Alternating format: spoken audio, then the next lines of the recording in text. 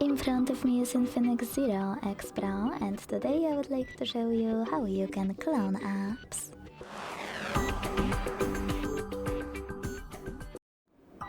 Begin by opening Settings and scrolling down to hit Special Function.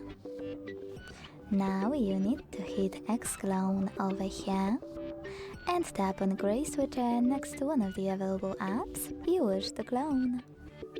Then wait.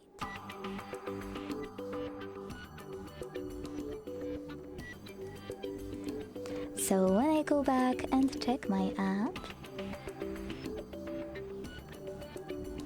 I can see that it was successfully cloned. To delete this clone, go back to the same settings and click on Now Green switcher.